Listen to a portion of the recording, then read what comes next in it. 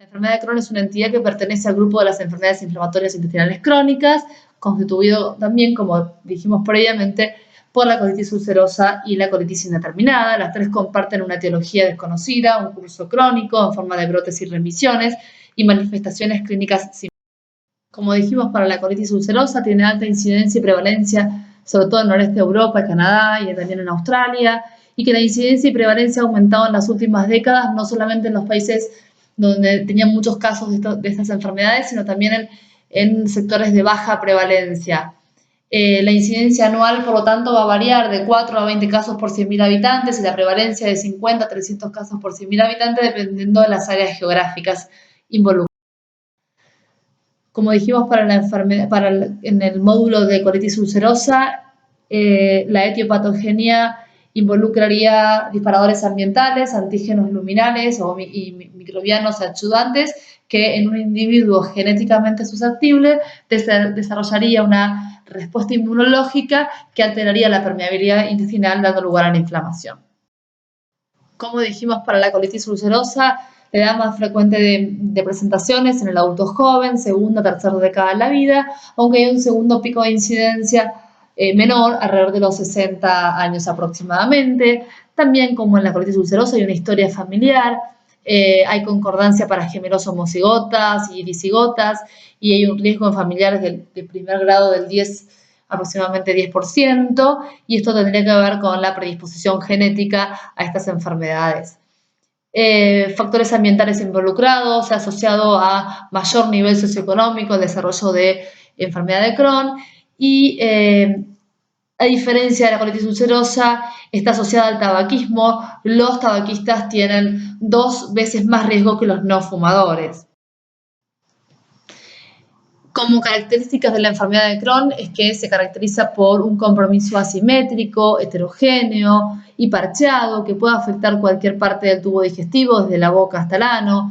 Es un proceso que es transmural, segmentario, con zonas respetadas y habitualmente el recto está respetado.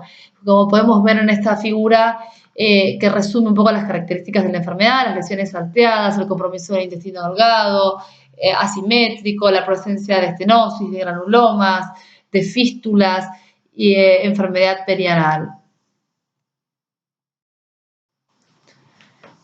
Las características clínicas, como vemos, van a depender también del sitio de afectación y de la forma de presentación, con lo cual los síntomas van a ser heterogéneos, pero los más comunes descritos es la presencia de diarrea, que generalmente no es sanguinolenta, de más de 6 semanas de evolución, y que puede estar acompañado sobre todo de dolor abdominal, sobre todo si hay presencia de estenosis, pérdida de peso, sobre todo en los casos moderados a severos, o síntomas sistémicos como anorexia y fiebre. Podemos clasificar la enfermedad de Crohn de acuerdo a su localización, de acuerdo al patrón evolutivo o al comportamiento y de acuerdo a la gravedad de la enfermedad. De acuerdo a su localización, puede ser gastroduodenal aislada, es infrecuente como presentación aislada, menos del 3%. Yeyunal también es raro la forma yeyunal aislada, generalmente se observa en edades juveniles, pueden presentarse con diarrea, mala absorción. El compromiso ileal, 25 al 30% de los pacientes con fundamentalmente localización aislada del ilion terminal, cólica aislada, o sea, del colon, 20 a 25% de los pacientes, y se asocia con frecuencias de diarrea, de dolor abdominal y con recto que hasta un 50% de los pacientes puede estar indemne. Y ileocólica, que es la más frecuente, donde hay compromiso del ilion terminal y el colon proximal y se presenta con síntomas como diarrea, dolor abdominal o febrícula. Se puede asociar a obstrucción, fístulas, abscesos y frecuente necesidad de cirugía. El compromiso perianal, 30 a 40% de los pacientes con presencia de fístulas, abscesos o estenosis, y la rectal aislada, que es también menos frecuente, 11 al 26%. De acuerdo al patrón de comportamiento o patrón evolutivo, puede tener una forma de presentación de tipo inflamatorio o de tipo obstructivo o fístula. El inflamatorio es la forma de presentación más común. Las lesiones mucosas iniciales consisten en ulceraciones superficiales de pequeño tamaño, aftas, que progresan a úlceras más profundas, lineales, generalmente rodeadas de mucosa normal que le da un aspecto empedrado. Un patrón obstructivo, donde hay una disminución del calibre de la luz intestinal, sin evidencia de fístulas, que puede ser por compromiso inflamatorio o de tipo fibrótico, la estenosis. La forma fistulizante, que se asocia con el desarrollo de fístulas que pueden ser intraabdominales o perianales, y es la forma más agresiva de presentación de la enfermedad. Las fístulas perianales tienen una incidencia del 21 al 23% aproximadamente. Se observan en el 12% de los pacientes que presentan enfermedad ileal, 15% de los que tienen una enfermedad ileocolónica, 41% en los que poseen enfermedad colónica con recto respetado y en el 92% de los que poseen una enfermedad colónica con afectación de recto.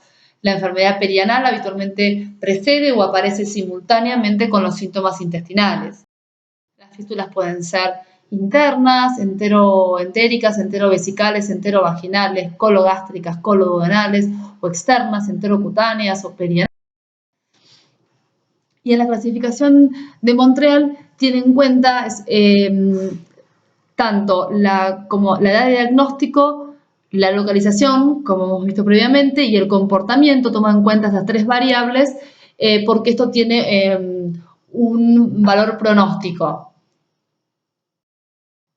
Las manifestaciones clínicas pueden conducir a una sospecha de esta enfermedad y no hay un gol estándar único. El diagnóstico se va a basar en la combinación de hallazgos endoscópicos, radiológicos también en este caso, e histológicos indicativos de enfermedad de Crohn.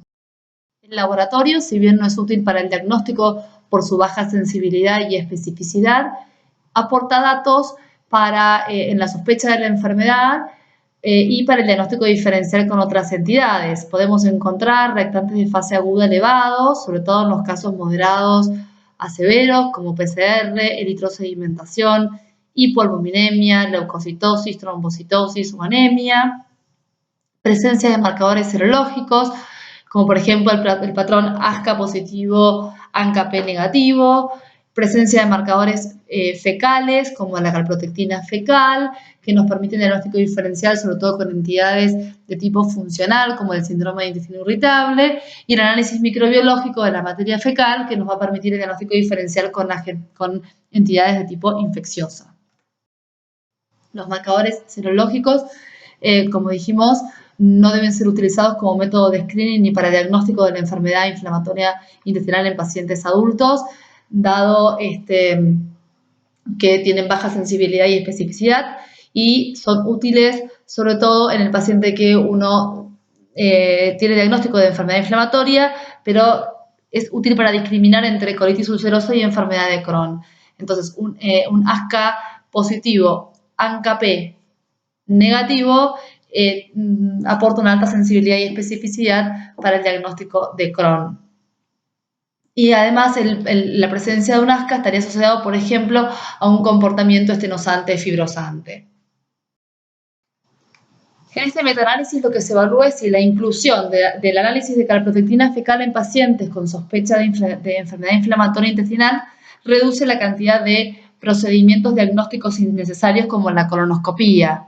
Y lo que se observó es que tiene una alta sensibilidad y especificidad para discriminar entre enfermedad orgánica, digamos, entre enfermedad inflamatoria intestinal y funcional, y sobre todo es útil en el paciente adulto joven o adolescente sin factores de riesgo, ya que evitaría estudios endoscópicos innecesarios. El procedimiento de primera elección para el diagnóstico de enfermedad de Crohn será entonces la ileocolonoscopía con toma de biopsias de ilion terminal y colon. Es importante remarcar este concepto de que sea una ileocolonoscopía, dado que no es algo habitual que el endoscopista en muchos casos ingrese al ilion, con lo cual uno debería solicitarlo en la orden que se realice una ileocolonoscopía con sospecha de enfermedad de Crohn, con toma de biopsias de ilion terminal y colon. ¿Cuál es el rol de la endoscopía digestiva alta? No se recomienda de rutina en todos los pacientes con sospecha de enfermedad de Crohn, solo en aquellos que tienen síntomas digestivos altos. ¿Qué es lo que vamos a visualizar? El primer cambio endoscópico son las erosiones aftoides, que pueden progresar a ulceraciones serpiginosas, rodeadas de aspecto de mucosa normal. Esto le va a dar un aspecto en empedrado, como dijimos previamente. Como resultado de esa inflamación transmural, se pueden observar en la endoscopía trayectos fistulosos, aunque en forma infrecuente, sería un comportamiento fistulizante, y también se pueden observar estenosis ileales o colónicas si tuviera un comportamiento de tipo obstructivo. Otro pilar fundamental del diagnóstico de enfermedad de Crohn son las técnicas por imagen. El paciente con diagnóstico de enfermedad de Crohn por ileocoronoscopía se recomienda evaluar la extensión del resto del intestino delgado, así como la presencia de complicaciones como estenosis o fístulas que nos dan una idea del comportamiento de la enfermedad. Las técnicas utilizadas para esto van a ser la enterotomografía o la enteroclisis o enterografía por resonancia o tomografía. Son las que tienen la mayor precisión diagnóstica para evaluar el compromiso intestinal y las lesiones penetrantes en la enfermedad de Crohn.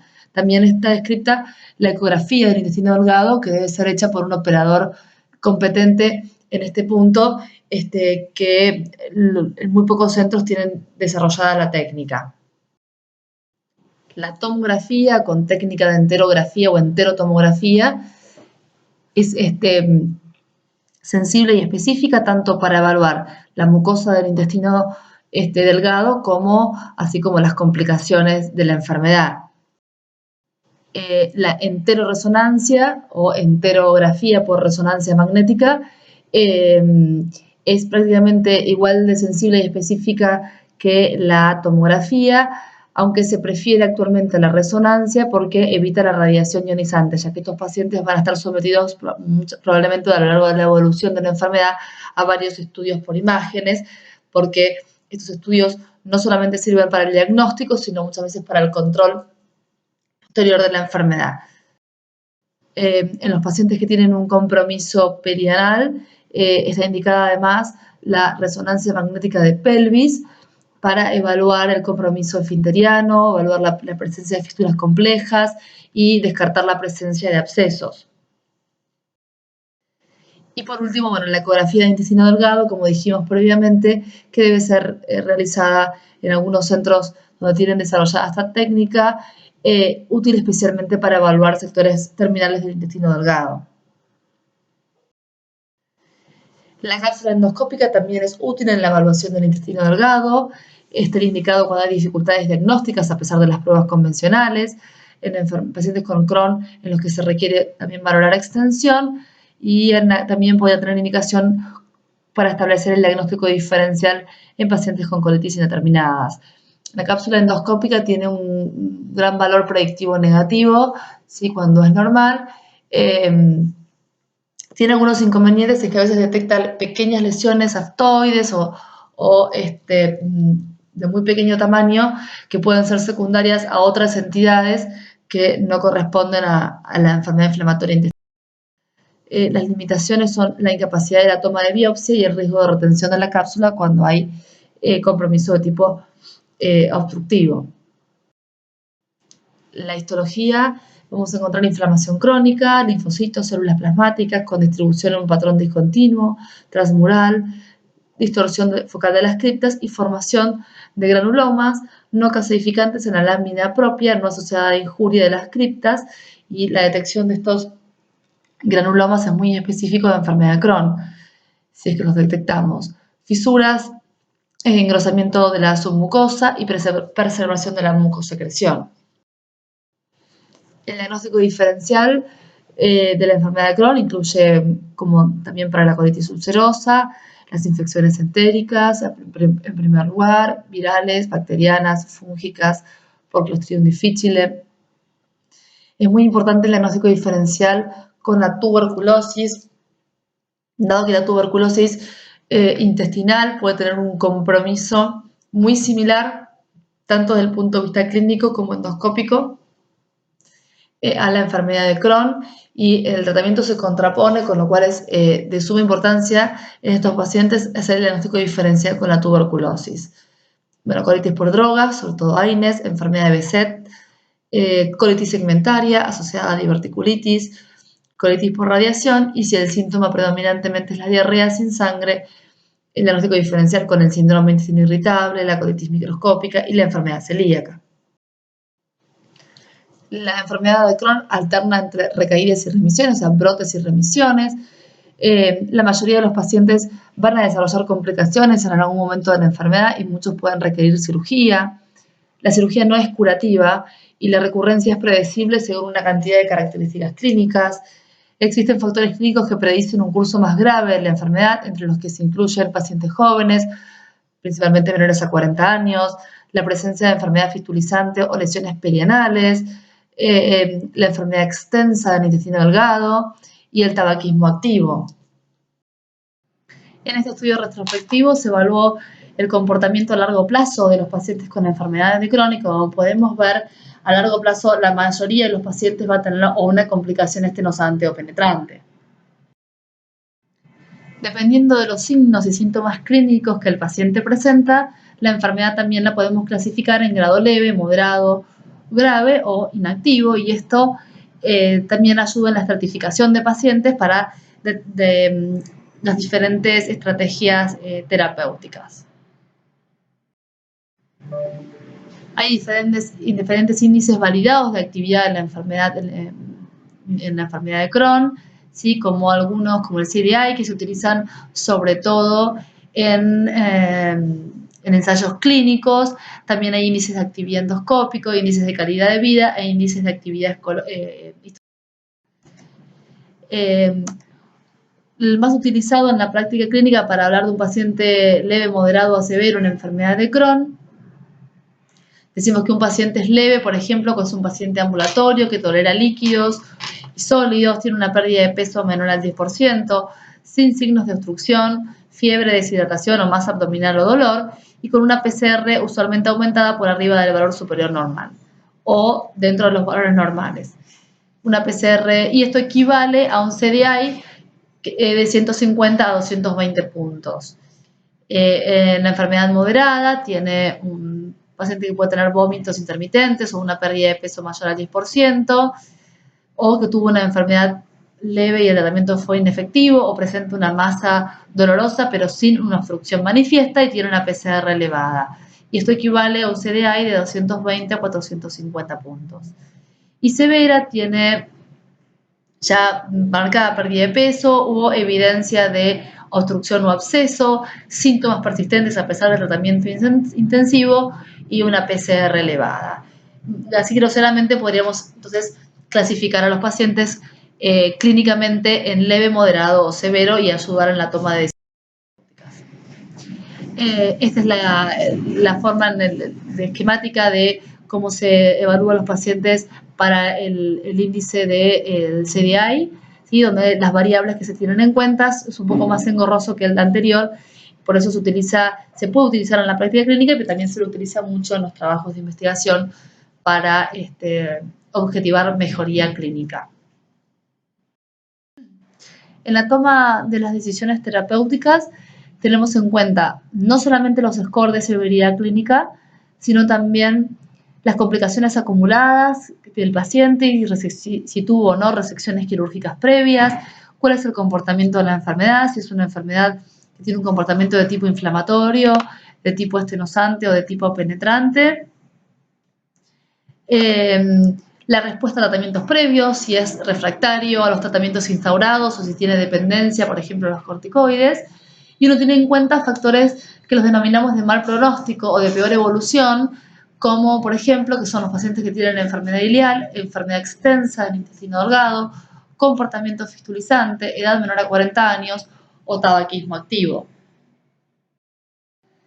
La enfermedad de Crohn es un proceso crónico e incurable, entonces el objetivo primordial del tratamiento consiste en conseguir y mantener la remisión completa de la enfermedad, evitando y tratando las complicaciones. Y por esto entendemos de que el paciente no solamente debe mejorar clínicamente, sino que también debemos mejorar la inflamación de la mucosa.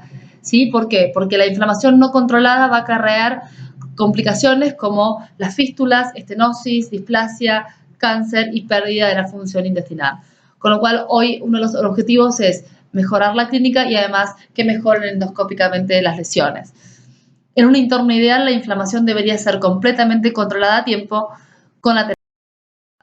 Entonces, objetivos del tratamiento: inducir la remisión, mantenerla, normalizar y curar la mucosa, restaurar la nutrición, prevenir las complicaciones, reducir el número de intervenciones quirúrgicas y la estancia hospitalaria y mejorar la calidad de vida. El arsenal terapéutico con el que contamos para el tratamiento de la enfermedad de Crohn incluye los aminosalicilatos, sobre todo la sulfasalacina es la que mayor valor tiene, sobre todo para la enfermedad de Crohn de colon. La mesalacina tiene escaso valor en el tratamiento de la enfermedad de Crohn. Corticoides, hidrocortisona, 6-metilprednisolona o prednisolona y la budesonida. Antibióticos, sobre todo para la enfermedad como cotratamiento de la enfermedad perianal, como el metronidazol y la ciprofloxacina. Inmunosupresores, en la enfermedad de Crohn podemos utilizar la azathioprina, la 6-mercaptopurina y también tiene utilidad el metotrexate.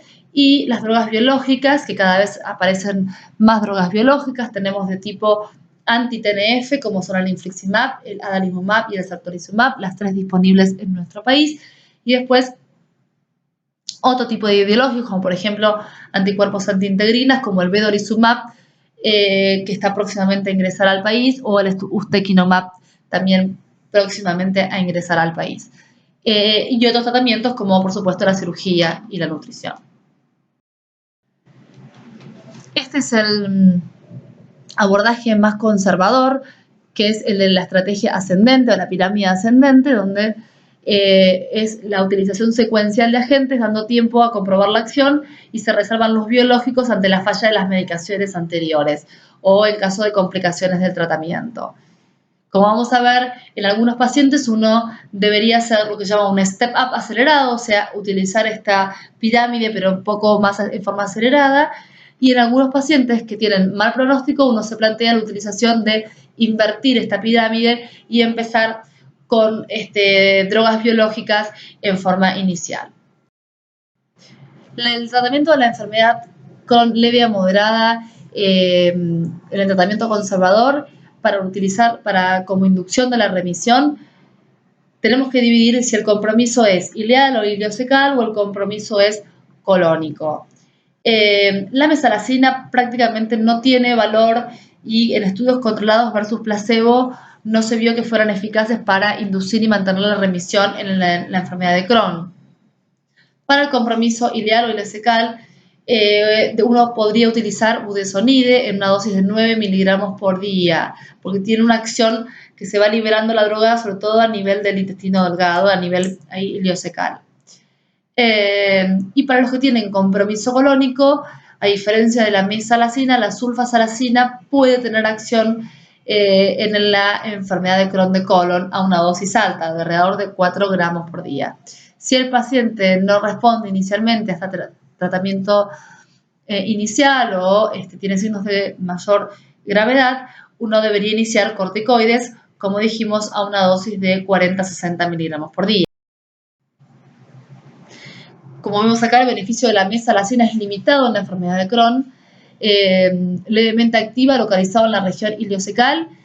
En la enfermedad cólica activa puede ser tratada con sulfasalacina si solo tiene una actividad leve y no hay evidencia concluyente para la eficacia de la mesalacina o la mesalamina en el tratamiento de mantenimiento de la remisión inducida médicamente. Con lo cual, la mesalacina prácticamente no cumple ningún rol en el tratamiento de la enfermedad de Crohn.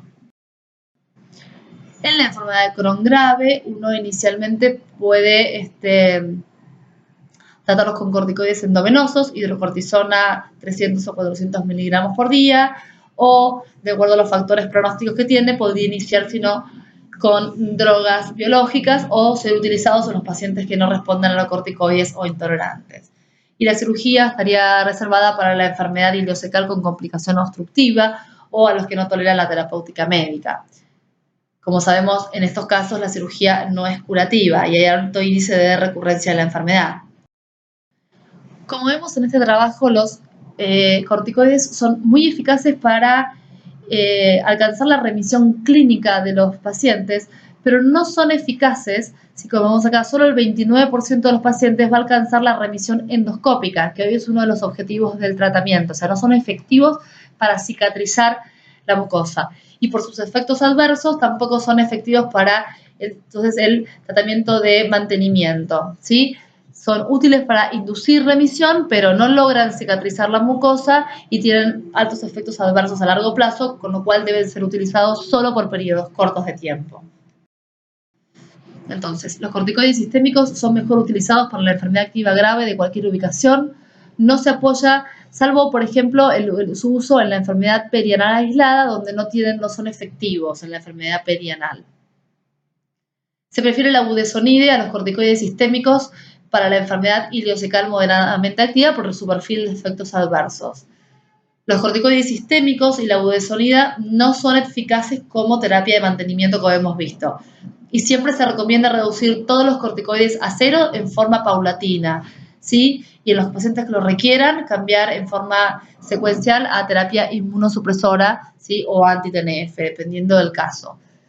Se ha demostrado que los corticoides aumentan el riesgo de infecciones oportunistas graves y la mortalidad, tanto independientemente como en combinación con los agentes anti-TNF o inmunosupresores. La mejor manera de evitar estos efectos secundarios inducidos por los corticoides es evitar el uso prolongado o repetitivo y cambiar a los pacientes adecuados a terapias con inmunosupresores o biológicas. A fin de evitar la densidad mineral ósea, siempre deberá proporcionarse suplementos con vitamina D y calcio. Y recordar que no todos los efectos secundarios inducidos por los corticoides son dependientes de la dosis o el tiempo. A veces con dosis no tan altas y en periodos cortos de tiempo también pueden presentar adversos. ¿Cuándo decimos que los corticoides entonces no son adecuados? La duración del tratamiento inicial con corticoides sistémicos a dosis plena va a depender de la respuesta del paciente. Pero no existe evidencia que continuar con una dosis plena más allá de las 3 semanas influencie la tasa de remisión. Con lo cual, en 2-3 semanas uno debería decidir si el paciente responde o no al tratamiento. Entonces, considera otras opciones terapéuticas en aquellos pacientes que no responden dentro de las 3-4 semanas de haber iniciado el tratamiento. Siempre la disminución de la dosis de los corticoides se debe iniciar aproximadamente entre a la semana, 2 semanas de haber iniciado los corticoides y no más allá de las 3-4 semanas. Y el tratamiento completo, o sea, una vez que uno usa la dosis plena, a las 1 o 2 semanas debe empezar a disminuirlo gradualmente y esta disminución no se debe extender más allá de las 12 semanas. ¿Sí? Recuerden que tampoco debe ser más corto, uno no lo debe suspender tampoco antes de las 3 semanas por el riesgo de recaída. ¿Sí? Pasado ese lapso, es apropiado introducir inmunosupresoras o terapia anti-TNF. ¿Cómo definimos a un paciente córtico refractario y córtico dependiente? La definición es igual que en la colitis ulcerosa. Es aquel paciente córtico refractario, es aquel paciente que presenta enfermedad activa, a pesar de recibir prednisona en dosis óptimas, ¿sí? Durante 4 semanas por lo menos, 3-4 semanas.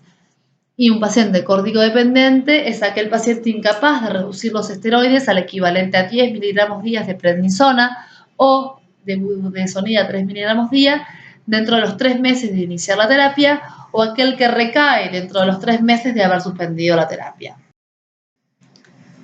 ¿Cómo realizamos el tratamiento de mantenimiento de la remisión en estos pacientes? El primer tratamiento es abandonar el tabaco, porque en estos pacientes empeora la evolución de los mismos y disminuye la respuesta a los tratamientos. Así que el primer tratamiento es que abandonen el tabaco. Como hemos visto, por otro lado, los 5-aminosalicilatos no son efectivos en el mantenimiento de la remisión. Y después tenemos los inmunosupresores, que su mayor utilidad está en el mantenimiento de la remisión. No solo utilizan la inducción de la respuesta porque tienen un retardo en el inicio de acción de aproximadamente 3-6 meses. Entonces, podemos usar la azatioprina y la 6-mercaptopurina, que se utilizan por vía oral, 2-3 miligramos kilo día de azatioprina o 6-mercaptopurina de 1 a 1.5 miligramos kilo por día. O utilizar metotrexate, por vía subcutánea o intramuscular 25 miligramos por semana. ¿En quiénes está indicado? En pacientes corticoidodependientes o en los pacientes que tuvieron de inicio una enfermedad moderada grave que requirió inducción con corticoides. Y después tenemos biológicos, ¿sí? Que pueden ser cualquiera de los biológicos que hemos hablado al inicio, para aquellos pacientes que son incapaces de sostener la remisión o persisten esteroides dependientes a pesar del tratamiento con azathioprina, mercaptopurina o metotrexate. ¿Cuándo decimos que los inmunomoduladores no funcionan? Son los pacientes que presentan enfermedad activa o recaída a pesar de recibir tiopurinas a dosis apropiadas. ¿Sí? Como habíamos dicho, azathioprina 2 a 2.5 miligramos por kilo por día o mercaptopurina 1 a 1,5 miligramos kilo día durante al menos 3 a 6 meses. Recién ahí podríamos decir que los inmunomoduladores no funcionan porque tienen un retardo en el inicio de la acción. ¿Cuáles son el uso, digamos, las indicaciones actuales de agentes biológicos en la enfermedad de Crohn? Mayoritariamente anti-TNF, pero también podría ser también el vedolizumab, que es una molécula que es una antiintegrina. Pacientes con enfermedad de Crohn que no responden o son intolerantes a los inmunosupresores. Pacientes con enfermedad de Crohn que no responden o son intolerantes a los corticoides y necesitan un rescate precoz. De inicio en pacientes con enfermedad fistulizante agresiva y en algunas manifestaciones extraintestinales de la enfermedad de Crohn y en la enfermedad precoz agresiva.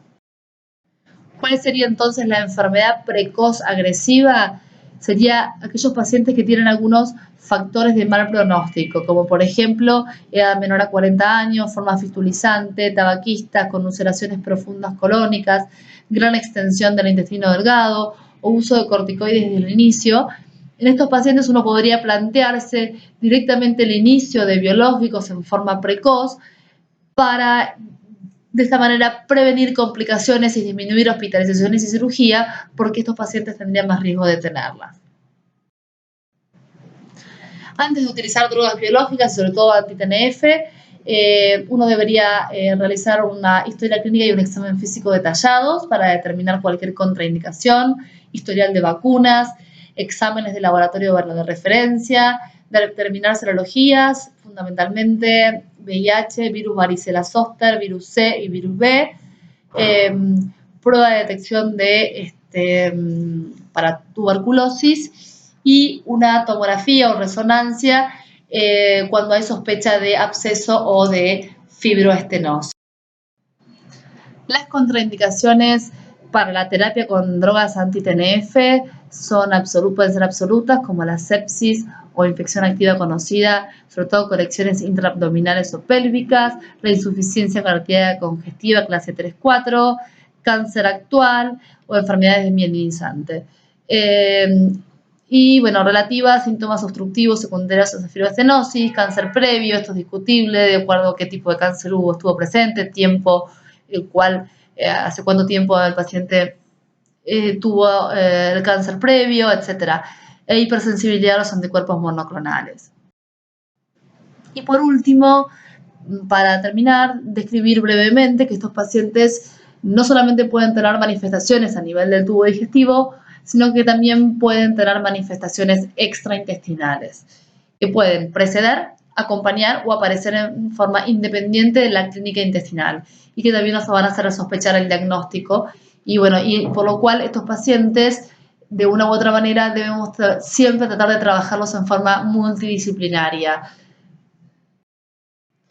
Las manifestaciones extraintestinales que se relacionan con la actividad de la enfermedad son el eritema nodoso, las artritis periféricas, las aftas orales, la epiescleritis y las que pueden tener un curso independiente, es decir, que puede estar el paciente en remisión desde el punto de vista intestinal, pueden tener pioderma gangrenoso, uveitis, espondiloartropatías, colangitis esclerosante primaria.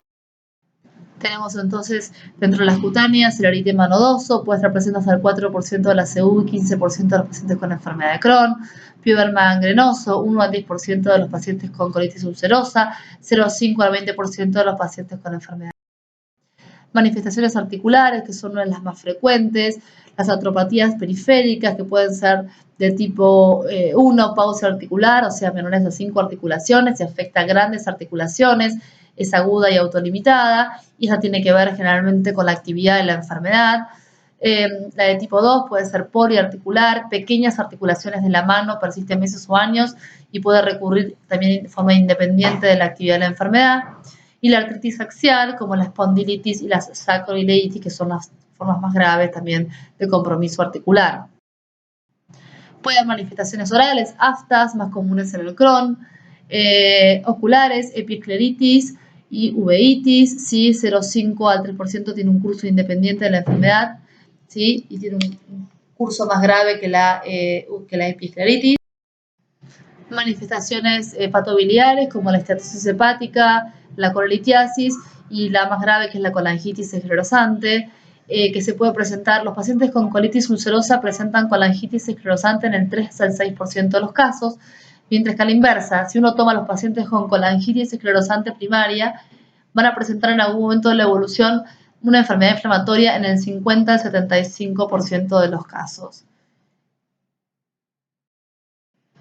Y por último, y muy importante que siempre lo tengan en cuenta, es el riesgo aumentado que tienen estos pacientes de trombosis venosa profunda, también como una manifestación extraintestinal, ¿sí? Los pacientes con enfermedad inflamatoria tienen 3 veces más riesgo que la población general de presentar una trombosis venosa. La prevalencia es del 1 al 8%, pero en los estudios post-mortem es más alta. El mecanismo de efecto es desconocido y puede ser de etiología multifactorial. Y si bien el riesgo se incrementa con la actividad de la enfermedad intestinal, cerca del 50% de los pacientes están inactivos desde el punto de vista intestinal en el momento en que desarrollan una trombosis. La trombosis venosa profunda y el TEP son las presentaciones más comunes, pero también pueden ocurrir en sitios atípicos, como por ejemplo la vena central de la retina, a nivel mesentérico, renal o cómo debemos manejarnos en estos pacientes. El screening de trombofilias no se justifica en todos los casos. Considerar solo si la trombosis es atípica, recurrente o historia familiar, el estudio de las trombofilias. Y estos pacientes deben considerarse con riesgo incrementado ante trauma, cirugía, inmovilización prolongada y enfermedad activa, y también tener en cuenta el embarazo, ¿sí? Así que en todos esos pacientes tener en cuenta, considerar la profilaxis con heparina de bajo peso molecular. Por eso, por estas cosas también es útil el manejo multidisciplinario de estos pacientes. Muchas gracias por su atención.